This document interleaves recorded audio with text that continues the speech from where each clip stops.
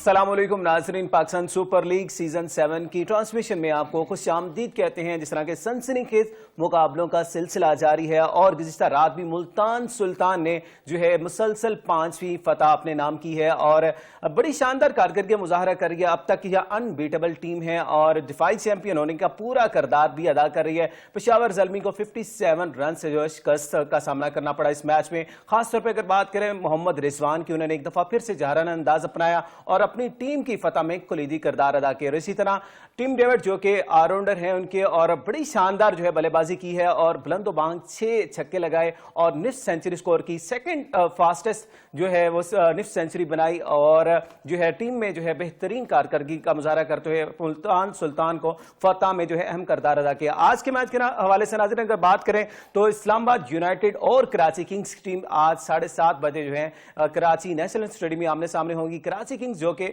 बाबर आजम पहली दफा उसकी कमान संभाली हुई है, अभी तक जो है 4 मैचों में उसको जो है शिकस्त का सामना करना पड़ा है। लेकिन आज के मैच के हवाले से अगर बात करते हैं तो खास से पुरुम्मीद है बाबर आजम भी कि पहली फतह अपनी टीम को दिलवाने में जो है कामयाब हो पाएंगे। लेकिन दूसरी जानब इस्लामाबाद यूनाइटेड की टीम जो है वो बड़ी स्ट्रांग नजर आ रही है क्योंकि उसका टॉप बैटर खासतौर पर परफॉर्म करता हुआ दिखाई दे रहा है। पॉल स्टर्लिंग है और इसके साथ साथ एलेक्स सेल ने जो है दोनों मैचेस में शानदार कारकर्दगी का मुजाहरा किया और अपनी टीम को जो है फतह हासिल करवाई। एक मैच में अब तक इस्लामाबाद यूनाइटेड जो है वो शिकस्त का सामना कर चुका है।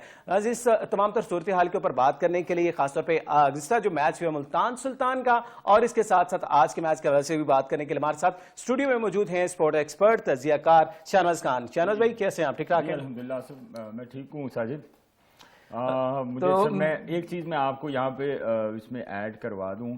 ऑब्वियसली मुकाबले तो सारे बड़े कांटेदार हो रहे हैं, लेकिन जो कल का मुकाबला हुआ था वो रियली बड़ा ही कांटेदार। इस्लामाबाद यूनाइटेड नहीं, पेशावर का और उसका और उससे पहले जो मैच हुआ है इस्लामाबाद यूनाइटेड का और लाहौर कलंदर का। बिल्कुल ऐसा ही है। और लाहौर कलंदर में मैं कहता हूँ एक बड़ा ही शानदार वो लास्ट ओवर में 12 रन स्कोर चाहिए थे और जमान खान ने जिस तरह के दोनों पावर हिटर मौजूद थे, आसफ अली और आजम खान ने तो बड़े छक्के लगाए थे, शाहिद खान अफरीदी को भी, लेकिन 12 रन नहीं होने दिए। कल अगर हम जमान खान की बात करें तो उनका ही पाकिस्तानी मलिंगा और वो जब KPL पहली मरतबा खेल रहे थे तो ये कश्मीर की जो है ना वो प्रोड्यूस किया है कश्मीर प्रीमियर लीग ने और ये बड़ा शानदार है। और उस वक्त बासित अली जो फॉर्मर टेस्ट क्रिकेटर हैं वो भी एक टीम के साथ थे, तो उनसे एक क्वेश्चन किया गया कि आपको कोई टैलेंट नज़र आया है, तो बासित अली ने बड़ा कैटेगोरिकली जमान खान का नाम लिया था कि उस लड़के में मुझे बड़ा पोटेंशियल नज़र आता है, बड़ा टैलेंट है उसमें और वो आने वाले वक्तों में पाकिस्तान के लिए बहुत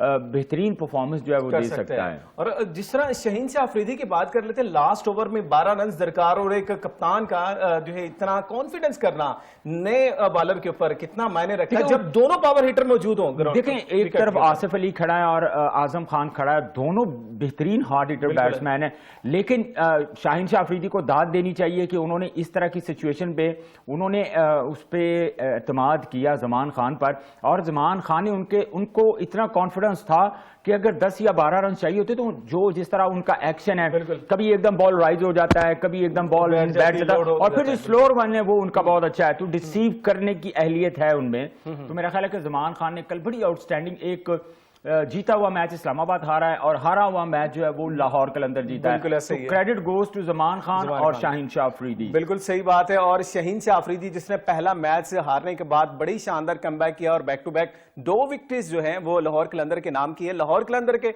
अगर टॉप ऑर्डर की बात करते हैं तो फखर जमान अब तक जो है उनका बेहतरीन जो है वो ट्रैक रिकॉर्ड जारी है। सीजन 7 में खासतौर पर उन्होंने जो है अपनी सेंचुरी स्कोर भी किया और इसके साथ साथ 2 सेंचुरी स्कोर भी कर चुके हुए हैं। तीनों मैचेस में उन्होंने बड़ा शानदार खेला है। तो क्या देखते हैं कि कितना जो है वो पॉजिटिव साइन है लाहौर कलंदर के लिए, खासतौर पे आने वाले मैचेस में जिस तरह वो खेल रहे हैं, बड़ा जारंदा अंदाज अपनाया हुआ है फखर जमान ने। मैं फखर जमान की अगर बात बताऊं आपको तो जब से वो वर्ल्ड कप खेल के आए हैं उसके बाद जैसे T20 वर्ल्ड कप खत्म हुआ है वो बांग्लादेश भी गए हैं, बांग्लादेश के बाद फिर यहाँ पे फर्स्ट क्लास भी उन्होंने खेली है, मतलब 4 डे जो क्रिकेट है वो भी खेली है, तो स्टिल वो इन फॉर्म है। वही जो फॉर्म उनकी चल रही थी वर्ल्ड कप की, वो थ्रू आउट वो लेके चल रहे हैं। और जो सबसे अच्छी चीज ये है कि फखर जमान को हमने इस सीजन में देखा है कि अपनी शॉट्स जो है वो ब्लॉक नहीं कर रहे और खुल के खेल रहे हैं, जो उनकी जो नेचुरल स्टाइल है, जो उनका नेचुरल स्टाइल है, उसी नेचुरल स्टाइल को लेके वो चल रहे हैं। और सबसे एडवांटेज ही आपको तब मिलता है और आपकी फॉर्म ही तब बरकरार रहती है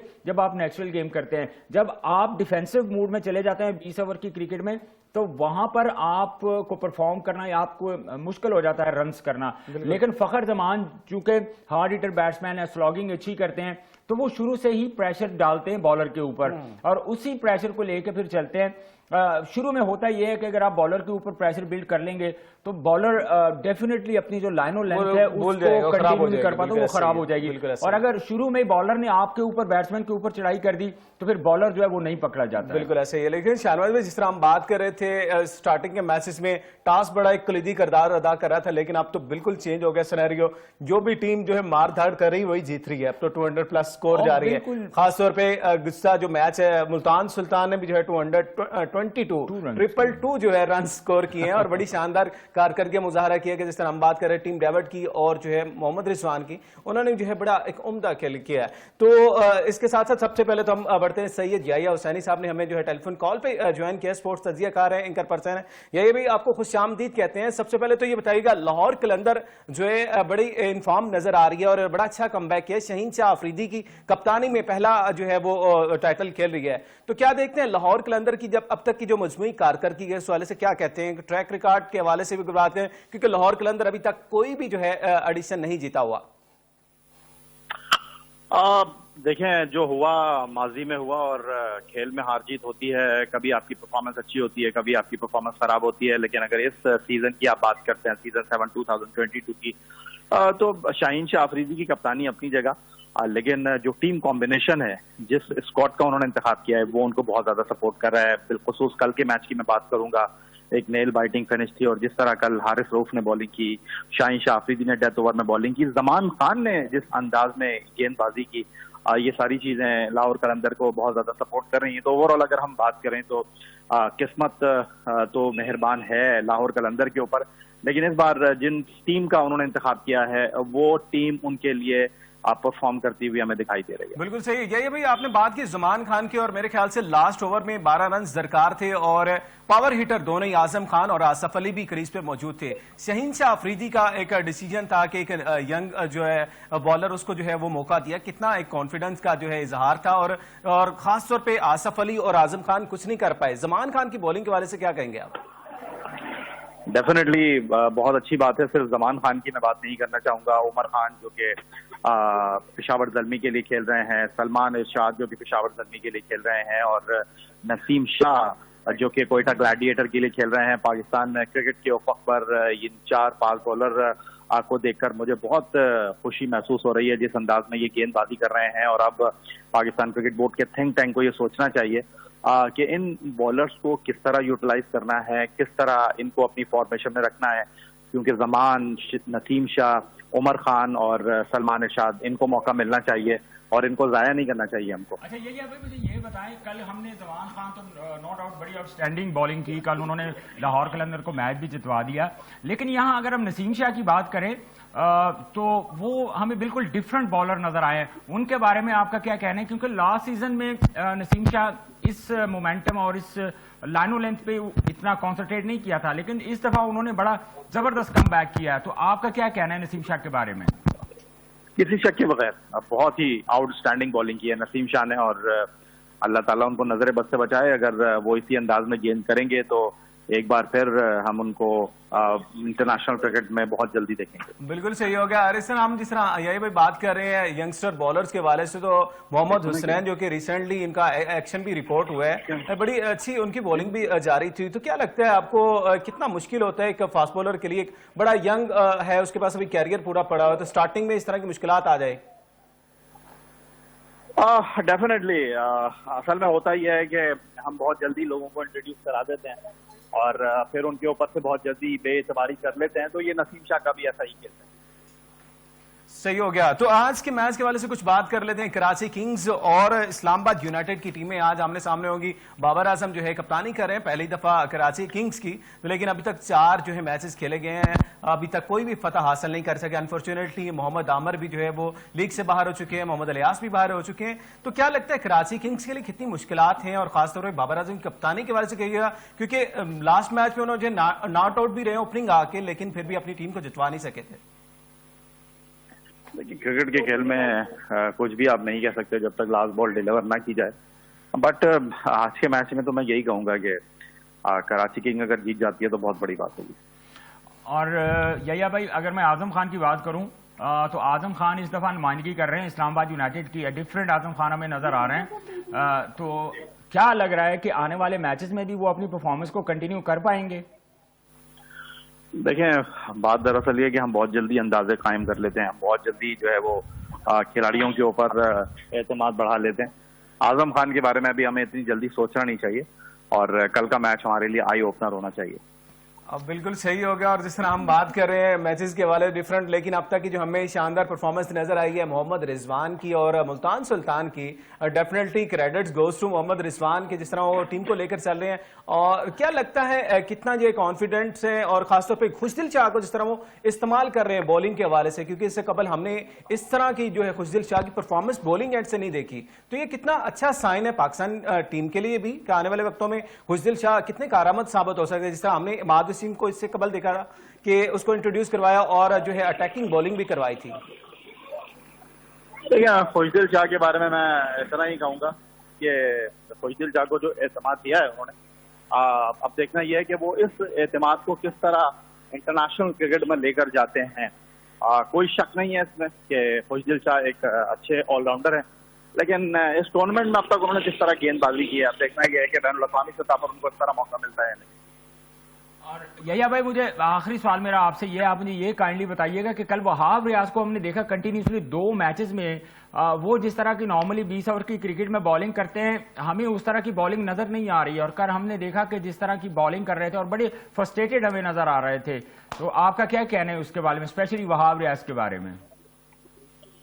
देखिए, मेरे ख्याल है Wahab Riaz try and tested bowler हैं, और वहाब रियाज के बारे में हमें इतनी जल्दी अंदाजे टाइम नहीं करना चाहिए। वहाब रियाज ने खुद इस बात को एडमिट किया कि कल उनसे गलतियां हुई हैं, तो आने वाले दिनों में हम कह सकते हैं कि हमें बहुत कुछ देखने को मिलेगा। चलें लास्ट में सरफराज के बारे में बताते चले। सरफराज अहमद को क्या हो चुका है, क्योंकि लग रहा है कहते हैं काफी ज्यादा वो डिसअपॉइंटेड भी नजर आते हैं, गुस्सा बहुत करते हुए नजर आ रहे हैं फील्ड में। तो क्या कहते हैं, इतने एक सीनियर खिलाड़ी और तजर्बाकार कप्तान भी रह चुके पाकिस्तान क्रिकेट टीम के, और बिहेवियर खासतौर पर उसके हवाले से हम बात कर लेते हैं खिलाड़ियों के साथ या फिर जो यंगस्टर है उनके साथ किस तरह का बर्ताव करना चाहिए कप्तान को, बतौर कप्तान टीम को लेकर चल रहे हैं? कुछ नहीं सोचना चाहिए, ऑल इज वेल, और सरफराज के बारे में दुआ करनी चाहिए।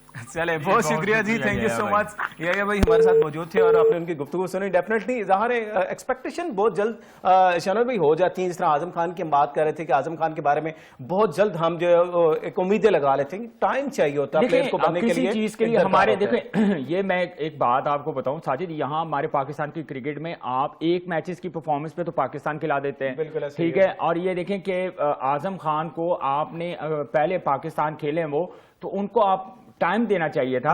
आजम खान अपनी फिटनेस पे काम करते, अपने वेट पे काम करते।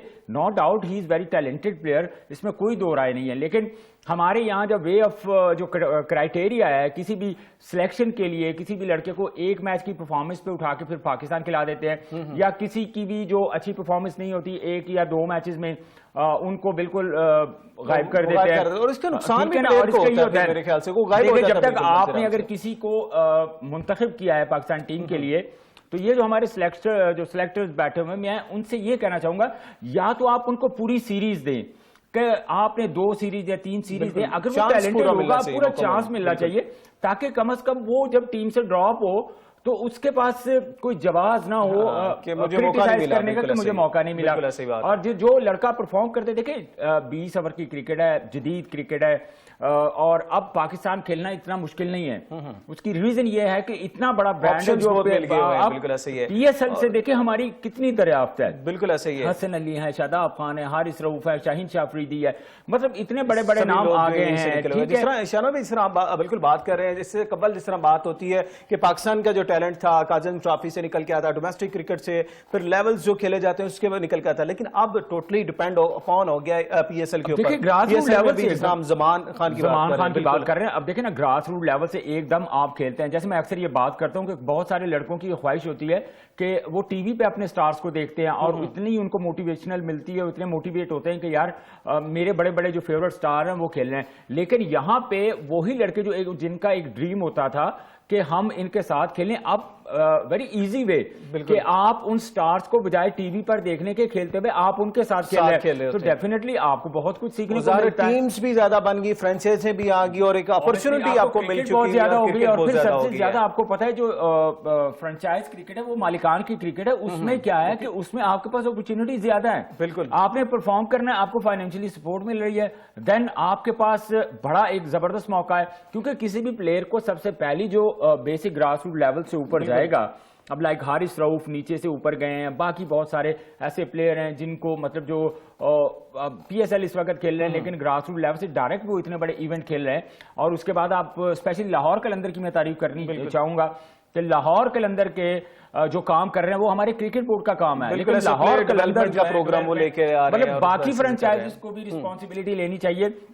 हमारे जितने बाकी फ्रेंचाइजेज हैं वो क्या करते हैं कि जब सीजन शुरू होने वाला होता है, जब पीएसएल आता है तो सारे इकट्ठे हो जाते हैं, लेकिन शुरू हो जाती है इसमें लाहौर आप पूरी उन्होंने पूरा साल जो है उनका वो सिस्टम चलता रहता है, 12 महीने वो क्रिकेट तो शनो काफी ज्यादा जो है डेफिनेटली बेहतरी भी आ रही है। जिस तरह हम बात करें चेयरमैन पीसीबी रमीज राजा साहब ने जब से मनसब संभाला और काफी ज्यादा स्टेप्स लिए हैं, खासतौर पर अब जिस तरह पीएसएल जा रही है, इसके बाद उनका यह भी ऐलान था कि जो है पाकिस्तान सुपर लीग जो है खवातीन के हवाले से भी करवाने का ऐलान किया गया हुआ है कि उस हवाले से भी इकदाम जारी हैं। एक बड़ा अच्छा इनिशिएटिव है डेफिनेटली, जो पाकिस्तान में जो फीमेल्स क्रिकेटर्स हैं उनके लिए एक बड़ी अपॉर्चुनिटी होगी, और जब डिफरेंट कंट्रीज से यहाँ पे जो फीमेल क्रिकेटर्स आएंगी तो ज़ाहिर है कि पाकिस्तान की वुमेन क्रिकेटर को भी जो है इंप्रूवमेंट मिलेगी। आप ठीक कह रहे हैं, बिल्कुल आपने बड़ी जबरदस्त पॉइंट उठाया है।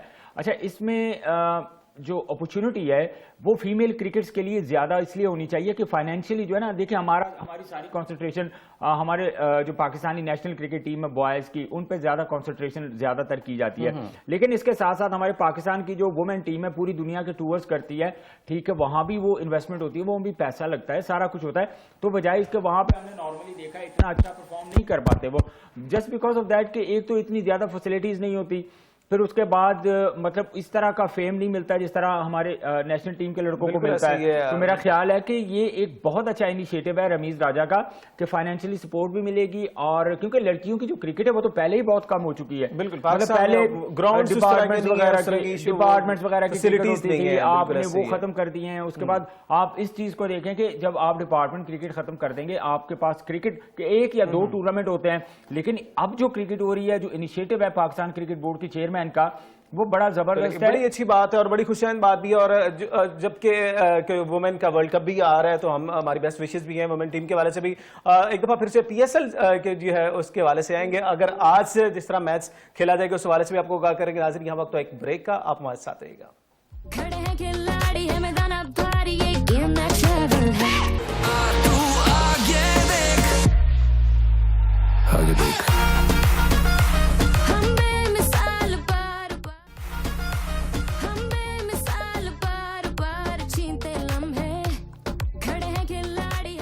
का सीजन 7 जारी है। आज मैच होने जा रहा है कराची किंग्स और इस्लामाबाद यूनाइटेड के दरमियान। तो शरन भाई, कराची किंग्स के हवाले से क्या कहते हैं? अभी तक कोई फतह हासिल नहीं कर पाई, खासतौर पर बाबर आजम की कप्तानी जो है कितनी मुश्किलात का शिकार है। देखिए, इस वक्त कराची बड़ी दबाव का शिकार है और बाबर आजम एज ए कप्तान पहली मरतबा लीड कर रहे हैं कराची किंग्स को। अब कराची किंग्स की टीम अगर हम देखें तो बाबर आजम से शुरू होती है और शर्जील खान पे खत्म हो जाती है। तो मेरा ख्याल है कि सिर्फ बाबर आजम और शर्जील खान नहीं खेल रहे कराची में, बाकी भी 9 प्लेयर्स खेल रहे हैं।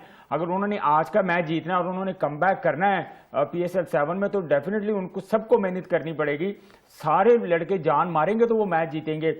यहाँ सिर्फ बाबर आजम और शर्जील खान हमें बैटिंग में नजर आते हैं और बॉलिंग तो और जो है हमें नजर ही नहीं आ रही। में तो अभी खासी ज़हर मुश्किल है। आमिर बाहर हुए, मोहम्मद इलियास बाहर हो चुके हैं, उस्मान शहनवारी ने जो है वो स्क्वाड का हिस्सा बने। लेकिन ओवरऑल जिस तरह आप कह रहे हैं, बड़ी अच्छी बात है कि बाबर आजम और शर्जील के ऊपर डिपेंड किया जा सकता, बाकी प्लेयर्स भी मौजूद है, बाकी खिलाड़ी भी है। तो करदार जो खासतौर पर वसीम अकरम कोच हैं वो क्या नोटिस कर रहे हैं, क्या जो है ऑब्वियसली किरदार वो होना देखिए चाहिए? वो वसीम अकरम तो ऑब्वियसली वो इस चीज को नोट कर ही रहे होंगे और ऑब्वियसली वो प्लान भी कर रहे होंगे, लेकिन मसला ये है कि उसको इंप्लीमेंट तो प्लेयर्स ने करना है, वसीम अकरम ने तो नहीं करना बिल्कुल ना। ऐसा ही है। वसीम अकरम ने एक प्लान दे देना भाई ये करना है, जिसको जो रोल दे वो उसने खुद अप्लाई करना है ना, वहां पे उसने जाके प्रैक्टिकल करना है। बिल्कुल सही। इन शॉर्ट आपको लगता है कम बैक कर पाएगी कराची किंग्स? कराची खैर चार आज की मैचेस हो overall चुके अगर हैं, 6 बात मैचेस चार बाकी हैं। मैचेस जो हो चुके हैं वो हार चुकी है, लेकिन इस्लामाबाद के साथ मैच है तो इस्लामाबाद का जिस तरह मतलब टीम है, कॉम्बिनेशन है, जिस तरह हमने देखा है कि वो शादाब जीत खुद भी बड़ी है, फॉर्म में शादाब है, बहुत बॉलिंग फॉर्म में भी है, और बैटिंग में, आसिफ दोनों अली। साइडों पे। मतलब अगर ओवरऑल दोनों टीमों का कंपैरिजन करें तो इस्लामाबाद यूनाइटेड जो है मुझे आज के मैच में फेवरेट नजर आ फेवरेट रहा है। दी जा रही है आपके नजर में? बिल्कुल ऐसे ही कि इस्लामाबाद यूनाइटेड की टीम जो है वो दिखाई दे रही है, क्योंकि उनका टॉप ऑर्डर खासतौर पर जो है उन्होंने परफॉर्म किया है, और इसके साथ साथ खुशआइन बात है कि आजम खान जो है अच्छी इनिंग्स दी, और इसके बाद जो है कि शादाब खान खुद जो है बतौर कप्तान बॉलिंग और बैटिंग दोनों एंड से जो है अच्छा परफॉर्म करते हुए दिखाई दे रहे हैं। और लास्ट में जिस तरह हम बात करें टेबल पॉइंट्स के वाले से, तो अब तक जो है मुल्तान सुल्तान नंबर 1 पे मौजूद है, और उसके बाद इस्लामाबाद यूनाइटेड, लाहौर कलंदर की टीम मौजूद है। 3 टीम्स के वाले से इससे कबल भी हमने बात की थी, अभी तक लग रहा है, लेकिन फिर भी ये कहना कबल इस वक्त होगा क्योंकि टाइम है अभी भी। कराची किंग्स के पास 6 मैचेस मौजूद हैं, और इसी तरह पेशावर ज़ल्मी के पास भी मैचेस मौजूद है। कोयटा की बात कर रहे हैं सरफराज अहमद, वो भी ज़ाहिर है उनकी पोजीशन भी इस तरह की है कि कमबैक कर सकते हैं। शाहिद खान अफरीदी ने पहला मैच खेला था, उस हवाले से भी कुछ बात कर रहे थे। शायद अफरीदी की जिस तरह की परफॉर्मेंस रही उस तरह की तवक्कुआत नहीं थी, तो क्या लगता है थोड़े से थके हुए दिखाई दे रहे हैं? क्या थके हुए नहीं, असल में क्या होता है कि एक तो आप रेगुलर जो है ना वो टच नहीं है क्रिकेट के साथ, फिर आपने रिसेंटली आप आइसोलेशन खत्म करके आपने टीम को ज्वाइन किया, तो वो जो कोविड की जो सिचुएशन होती है डेफिनेटली वो हफ्ता 10 दिन 12 दिन में आपने उसको कवर करना होता है।